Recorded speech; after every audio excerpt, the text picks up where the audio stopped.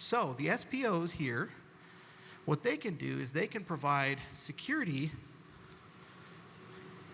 to these chains, almost like a layer 2. But like a side chain, you also can have your own consensus algorithms, and like interoperability, suddenly you can borrow security from other systems, real time, like Ethereum, like Bitcoin, like Polkadot, and others as they get added. What does that mean? If you have tokens here, the tokens can pay the stake pool operators here, but suddenly they also can pay the stake pool people here, the miners here, and the miners here. What does that mean? It means that we all have a financial incentive to like each other now. No one else does this. Why do we do this? Because at the end of the day, if Cardano is to win and become number one, we have to take the brilliance of all of the industry and make it our own. Cardano plus this framework, just like Microsoft plus Apple in the 90s, is basically 100% of the market. The Cardano ecosystem has a massive wave of interoperability, opportunity, and growth coming its way with the first ever release of the alpha version of the Partnerchain framework. As a part of today's video, I'm going to break down exactly what the Partnerchain framework is. But then in addition to that, we'll be discussing the Midnight Network, Minitaur, and so much more.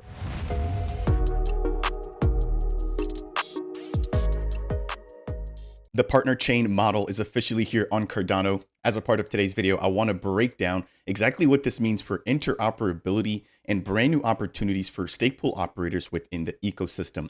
Welcome to Dapp Central, your home for everything blockchain and crypto. My name's Fareed. We've got some breaking news here just being released by the official IOG account, breaking down the fact that we have the first ever V1 alpha release of the Partnerchain framework.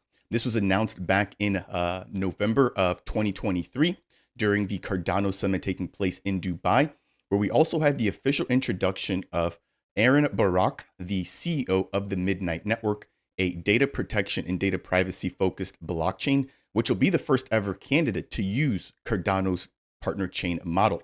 So we're going to talk a little bit about that as a part of today's video. There's a brief article highlighting exactly what features and capabilities this provides, but from an interoperability standpoint, this opens up so many doors. So we've already seen a little bit more interoperability here with the introduction of Plutus v3, which I'll also be talking about that as a part of today's video. But on top of that, we've got additional projects really beginning to build bridges from within Cardano to other platforms. Most recently, we saw Cardano being introduced into the Cosmos ecosystem through, I believe, the IBC platform, which basically allows for Cardano to interact or to talk, right, using the IBC protocol to any other network that's connected or using or built using the Cosmos SDK. So that was probably the most recent instance there of interoperability. If you missed it, about maybe a year or so ago, we saw the release of the IOG sidechain toolkit, basically allowing for sidechains to be built using EVM technology, also while being connected to the Cardano ecosystem or the Cardano network. So we know that interoperability is a huge focus here. And to finally be getting this, I think, again, opens up the conversation to talk about what future benefits this poses and then what position this actually puts Cardano in. Now, that said, let's go ahead and jump on in.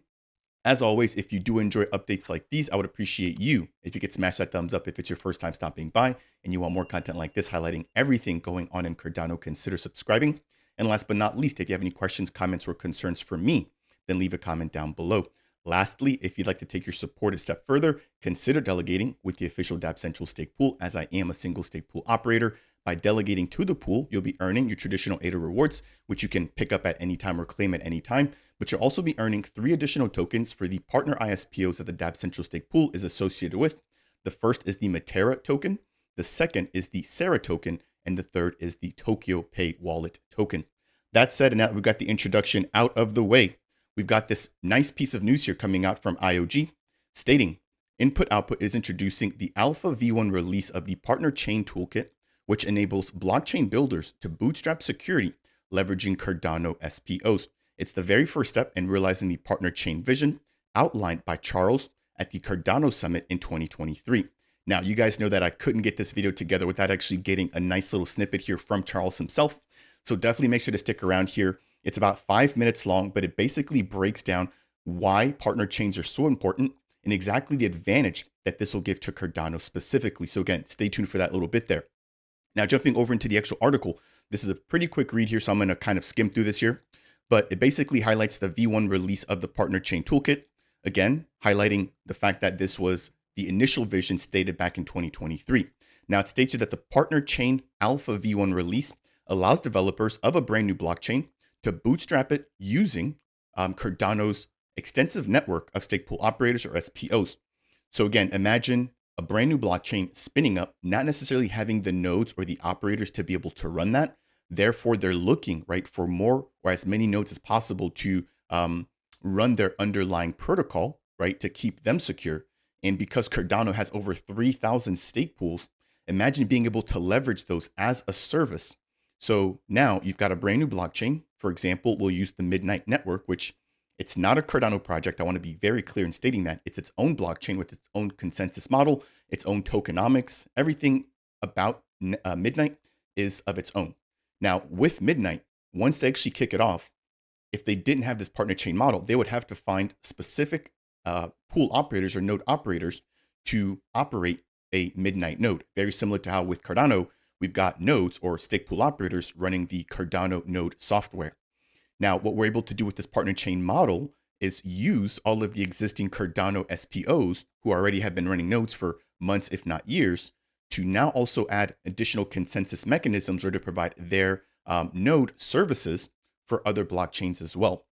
So again, I'm going to dive into this a little bit deeper here. I'm sort of just trying to lay down the foundation, but this is basically node operators or stake pools being used as a service for other ecosystems.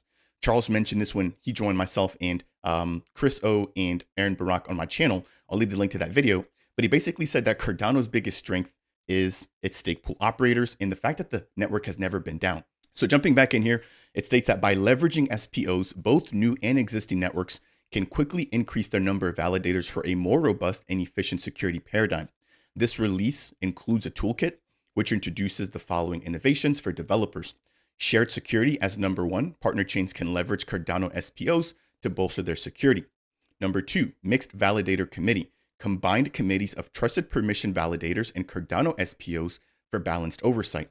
So if you're basically looking for nodes, but you don't necessarily want to just put it out there for anybody to provide their node services, you could potentially have a committee of trusted or permission validators in addition to a subset of highly valued or highly reputable Cardano SPOs as well, to make sure that you're still getting reliable services from people that have been experienced from the stake pool operation or from the node operation side of things.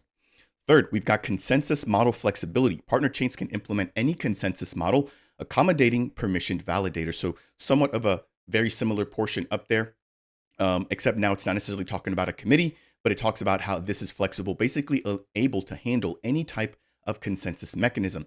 So think about Cardano being able to power a proof of stake blockchain or vice versa, or whatever the case is, right? Where you can basically have partner chains which need a certain type of support from a consensus perspective, being able to get that through this brand new model. Now we're going to talk about how this potentially benefits proof of work and proof of stake here, and how this all ties back to the Minitaur research paper that was published by IOG. Fourth, we've got opt-out capabilities where partner chains can transition to layer one status, gaining full independence from Cardano without any lock-in mechanisms. Now it highlights Cardano here by name because, again, this framework is being developed by IOG, which of course has developed Cardano. Cardano's going to get the maximum benefit at least early on.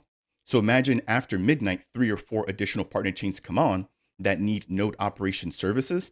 That will basically go to Cardano early on until other ecosystems or other node operators realize that they can also do the same thing and basically earn additional rewards for themselves and delegators to their stake pools.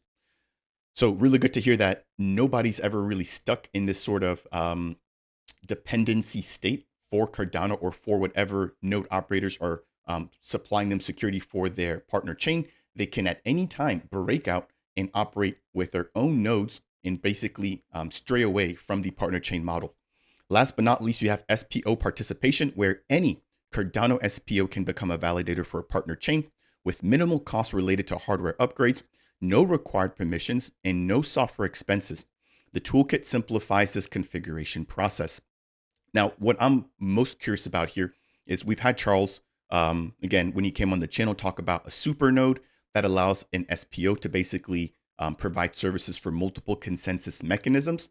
And it looks like that could still be the case because, again, I'm thinking about from a stake pool operator's perspective, if Cardano is proof of stake and you maybe want to provide a service for another blockchain as a partner chain that maybe operates on proof of work, how are you actually able to do that? And again, this is basically answered in the Minitaur research paper. So maybe this is a good time to jump over into that. So I'll leave the link to this down below, but this basically breaks down Minitaur, which is highlighted as a multi-resource blockchain consensus, where it says in this work, the research paper, we put forth Minitaur, a multi-resource blockchain consensus protocol that combines proof of work or POW and proof of stake. So combining Bitcoin, combining Ethereum, combining Cardano, I mean, those are the biggest protocols when you're looking at proof of work or proof of stake. Now, they're also able to make this optimally fungible. At the core of their design, Minitaur operates in epochs or rolling sessions of 5 days, while also continuously sampling the active computational power to provide a fair exchange between the two resources, work and stake. So you still have a node that operates in epochs, right? Basically operating just like Cardano, proof of stake, where you've got the slot leaderboards and you've got an advanced schedule of who's going to be minting what. But then you also have these nodes also at the same time monitoring their active computational power in case a proof of work network also needs those resources. So you're literally getting the best of both worlds here. And again, stay tuned for that video of Charles at the very end. He's going to break all of this down and hopefully it'll all click and make sense for you. So jumping back here, as we get ready to close things out, it states, central to these innovations is a unique committee selection algorithm that integrates Cardano data to form trusted committees capable of producing predetermined percentages of blocks, thus enhancing security for emerging protocols, basically stating that there's going to be some sort of algorithm here to allow for the selection of some of the more advanced SPOs, right, to produce blocks, to then be able to better gauge how many expected blocks the partner chain can expect, right? So again, really, really interesting concepts coming here. I have no idea about how exactly they're going to be making that algorithm selection. It could just be solely based off of how long you've been running as an SPO within Cardano, or maybe how many blocks you've minted, right? Again, there's a lot of different criteria, but to just really sum it up there, it looks like there's going to be a unique algorithm to allow for the partner chains to know how many blocks they can expect to be minted or provided or secured by SPOs coming in from the partner chain model. Very, very cutting edge technology stuff here. Now, in closing, it states Midnight will be the first ever partner chain to launch. And then Midnight also incorporates partner chain technology, allowing for Cardano SPOs to act as bootstrapping validators for the network. Again, we heard about Midnight being official. That was last year at the Cardano Summit. It's crazy how quickly time flies. It's almost been a year already, but we're now finally getting to see the fruits of the partner chain model's labor. So that said, again, touching just back on Midnight, we've heard about the airdrop, the dual token model. I've had Charles here on the channel to talk all about that. I'll leave the link to that video. Please check that out. It really, really does a good job of breaking down what we can expect, not just from Midnight, but just generally speaking from a partner chain model perspective. Now, let's jump into a visual here, very briefly breaking down what we can expect from this brand new partner chain model. So here, again, this is what was broken down by Charles in his Midnight special video about, I would say, maybe 5 or 6 months back. So I've basically taken the time to clean up a little bit of his drawings and to hopefully simplify this process a little bit. In this first big white rectangle here, we have basically the Cardano asset settlement layer. For lack of better terms, we'll just label this as the Cardano network. Within here, we have governance, of course, being done by SIP number 1694. And then within here, we also have all of the benefits or upgrades that have come so far. So we've got all the benefits from Byron, Shelley, Gauguin, Basho, and we're now at Voltaire. This also includes ADA as the governance token, Cardano native tokens, the EUTXO model, Plutus, Ouroboros, Babel fees, etc. This is all basically what is going on in Cardano. what we're now going to have with this brand new partner chain model, starting off with Midnight, is basically a framework where the Midnight network is isolated by itself. It's going to be its own blockchain. It's going to have its own tokenomics, its own transaction logic, its own network logic, its own consensus, its own token dual token model. And all of that will be able to speak or connect to Cardano's ecosystem and SPOs through a bridge. Now, with the introduction of Plutus v3, we're getting what is labeled as BLS primitives, which basically are a brand new signature scheme to verify certain transactions. So the BLS proofs, I believe, will be used here just to make sure that whatever's happening on Midnight is properly recorded on the Cardano network, and then vice versa, whatever's happening here on the Cardano network can also be properly reflected on the Midnight ecosystem. Now, right now, I'm only focusing on Midnight here, but you can imagine, 30 different types of services all branching out here from the CASL. Now, what's really cool about this is as that expands, SPOs now have an additional revenue stream, again, not just for themselves, but for their delegators. And this also basically takes away some of the pressure that we have as an ecosystem, right, when it comes to staking rewards. Those have been dwindling from 5% all the way down to about 2.8 or 2.9% right now. But as time goes on, those will continue to diminish to where if we don't get this partner chain model, there may not necessarily be too much of an incentive to stake, therefore, reducing a little bit of Cardano security, if I'm being honest. So this just adds another bit of strength to the ecosystem and opportunity for SPOs. And it also sets the stage to have Cardano become the chain known specifically for interoperability. Now, what's crazy is that historically, at least up until now, that's been the complete opposite. But this will all change with the introduction of this brand new partner chain model. So this is extremely, extremely exciting news here. And as I get ready to close out, I will be highlighting more content when it comes to Midnight. But if you want to find out more about it, you can head over to midnight.network. States here again, empowering data protection apps. I believe there's over 1,000 developers now developing on their early beta or alpha testnet. We are now going to be starting to see more and more coming out about it. And they've actually started a brand new series, I believe, called Unshielded, where they talk about the recent developments and exactly what types of use cases best suit Midnight. So now that we're getting more from the team at Midnight and we're now finally getting this alpha release, I'm thinking by maybe, the Dubai Summit in 2024, we could be getting a huge demo of the first ever partner chain actually launching. That would be extremely exciting, very bullish here for Cardano. And I know price has been down. People have just had negative comments here in my videos, but these are the types of things that we want to see, especially in the times like this where a lot of people may not necessarily be in the space. They might have stepped away, but the team at IOG, the Cardano Foundation, Emergo, they all continue to build, and I'm definitely all behind them in terms of support. So as I promised earlier, we will be ending this off here with a video from Charles himself. You can definitely expect to learn a little bit here. I definitely had to go back and actually touch up on this just to refresh my memory.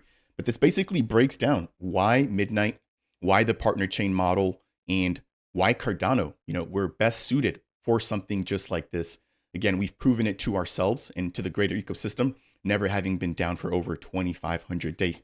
Now, that said, if you guys have found any portion of today's video to be helpful, please, please, please make sure to smash that thumbs up. It's really one of the easiest ways here to support me as a content creator. If you've enjoyed it and you want more content like this, consider subscribing to the channel. And last but not least, if you have any questions, comments, or concerns, leave them down below.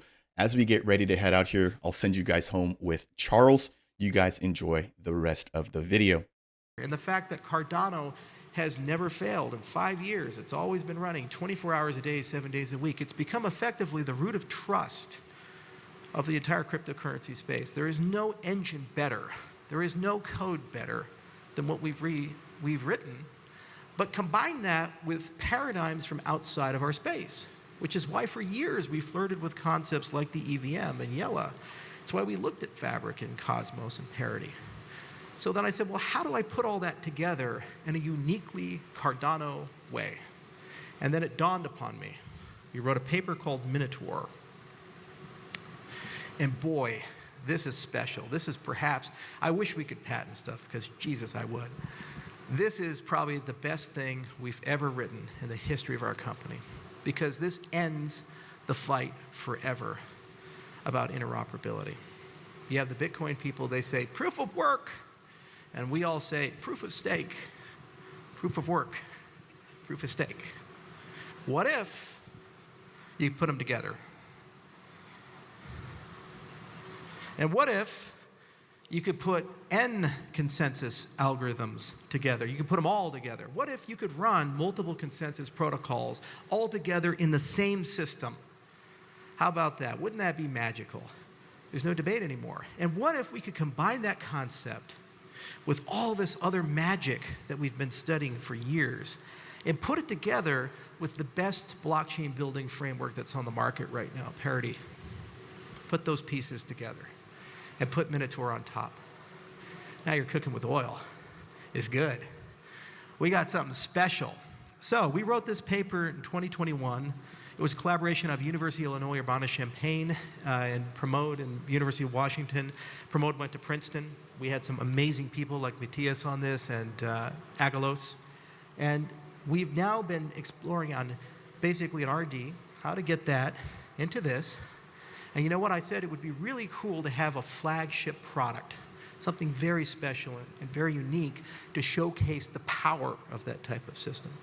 So we thought around and we said, all right, well, all this regulation's coming and all these roll-ups are coming, all this snark technology's coming. People want to put identity into applications. Why don't we take all that 5 years of zero-knowledge research we did that we stole from Cambridge and other places, we put it all in one layer and put Minitaur into it, and we call it Midnight. So basically, interoperability, if you're really clever and you're really smart, what you do is you have a blockchain building framework. So we'll call it the Cardano Partnerchain Framework, the CPS. And what this framework does is it'll have Minitaur built under the hood, and that framework will give you the ability to have multi-resource consensus. So the SPOs here, what they can do is they can provide security to these chains, almost like a layer 2. But like a side chain, you also can have your own consensus algorithms, and like interoperability, suddenly you can borrow security from other systems, real time, like Ethereum, like Bitcoin, like Polkadot, and others as they get added.